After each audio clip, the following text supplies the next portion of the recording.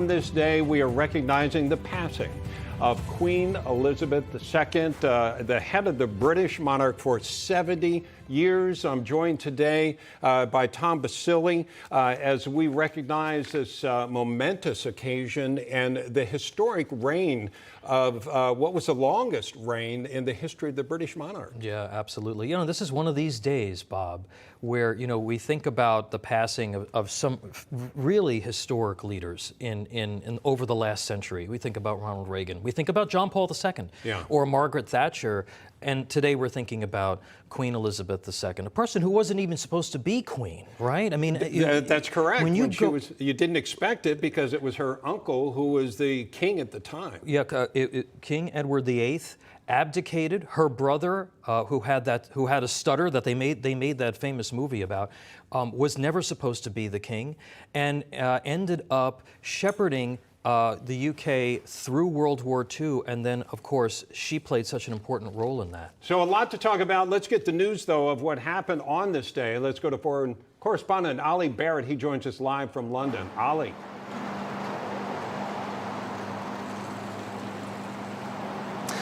Yes, I'm in Windsor, where the Queen will eventually be buried. We heard news from Buckingham Palace earlier today that the Queen was under medical supervision. They said that there was concern about her health, and they said that she was comfortable at Balmoral Castle in Scotland. We then saw some of her closest family really racing to be by her side in what turned out to be her final hours. So that's Prince Charles and Camilla, Harry and Meghan, her nearest and dearest, certainly in the senior royals, all making it to Balmoral Castle for those final moments. And then that confirmation from the palace not so long ago now that the Queen had died, saying that she passed away peacefully at Balmoral this afternoon, according to a brief statement. The King, that's Prince Charles, he's now the King, and the Queen Consort will remain at Balmoral this evening and will return to London tomorrow. So as I say, Prince Charles is now King Charles. The Charles era has begun. Queen Elizabeth will now be mourned and said goodbye to by the British population, the vast majority of which has never known anyone else as their monarch. She's been Britain's longest ever reigning monarch and one of the longest reigning monarchs in the world. There's now a period of 10 days or so of official mourning in which official royal engagements will be cancelled. Events at Parliament in London will be very, very different indeed. We will see the Queen at some point. Her body will make its way back to the capital. She'll lie in state for a period. There'll be a funeral at Westminster Abbey in around 10 days from now. And as I say, she will eventually be buried here at Windsor Castle alongside her late husband, Prince Philip. We also think, by the way, that we're going to hear from the British Prime Minister, Liz Truss, in the coming moments outside Downing Street. What a first day in the job for her. It was only on Tuesday that Liz Truss herself was at Balmoral Castle being asked to form a government by the Queen, who's now died at the age of 96. All right, Ali, thank you very much. And Tom, I think a memorable moment when they were saying Liz met Liz the other day, when Liz Truss actually met the Queen. And there were people observing that not only did she look quite frail, I mean, she was 96, but also that her hand appeared blue. Yeah. But I think that the important point today to make is that she swore an oath to serve the British people her entire life, be it long or short. And this is somebody who worked right up until the very end. I mean, we saw those official photos just about 48 hours ago of her receiving the new British Prime Minister, and now today we are mourning her passing, and the UK has a new monarch for the first time in 70 years. Prince Charles has waited 73 years to sit on the throne. Let's bring in former advisor to Margaret Thatcher and President Trump, John Browne. John, you knew the Queen. Tell us personally your impressions of her and what was remarkable about her. From a distance, of course, she was still the monarch. Formerly, I, as an officer in the Royal Guard, used to have contact as a Westminster councillor and also as a member of Parliament. But it was the informal meetings that were probably the most important.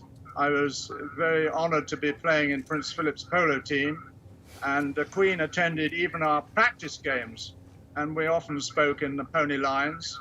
And so that was a very important thing. And of course, it led to private parties at Windsor Castle.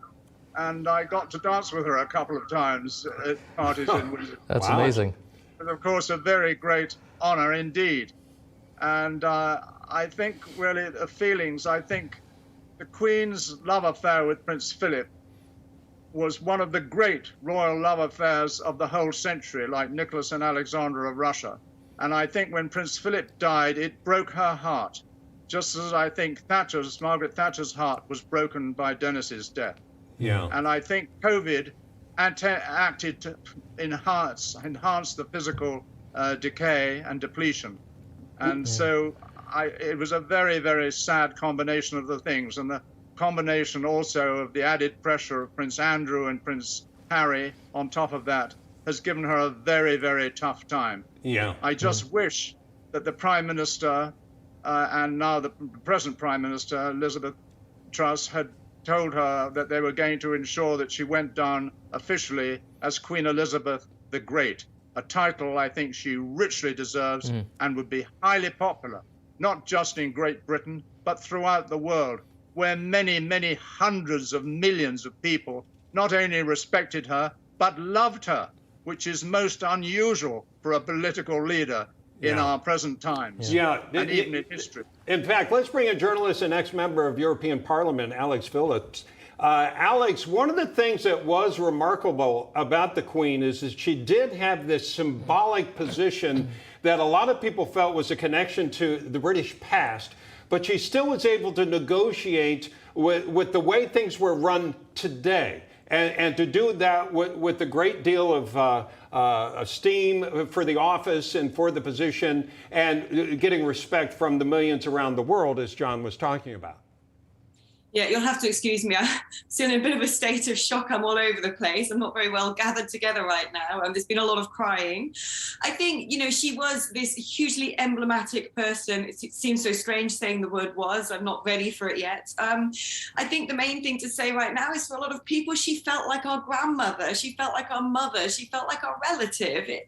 It's hard to explain to people who perhaps are not British. I've got an Italian other half, and he's phoned me up as soon as he heard the news. My parents are driving down to London to see me. We're all messaging each other. There's a lot of tears, and it's because she felt intimate to us. And for a woman actually who was so stoic and who kept this poise and this dignity and maintained the right distance in the public, she held our hearts. And it feels to us, I think, that we've lost a relative. It feels as well that we've lost something about Britain. We've lost something more. It's hard to put into words. I was with Nigel Farage earlier when the news first broke that she was very unwell. He was at my house, and he was shedding tears, and we both said it's the end of some sort of era. We can't explain it, but there's some, the nation's heart's broken. We've lost something so important. John, how special do we still have John? John, how special was it that she passed away at Balmoral, which is clearly a place that was very close to her heart? Yes, well, first, can I say the last speaker spoke beautifully, I thought, and absolutely right. Balmoral had a special place because it was, unlike Buckingham Palace, which is now owned by the state, this was actually owned by the Queen and was purchased by Queen Victoria, and where a lot of her family affairs happened. The Queen Mother loved it, and so on, and she spoke a lot with her father. The royal family was much more relaxed at Balmoral than even at Windsor Castle. And so this was a family time. It was like a family summer home to them. And this is why some of the most family events happened at Balmoral. And with the Tower family, with her mother, father, and then her husband, and then Prince Philip, and then her sons and grandsons and daughters. And and with its relaxed atmosphere of walking the hill, the dogs, the deer, the grouse, and so on.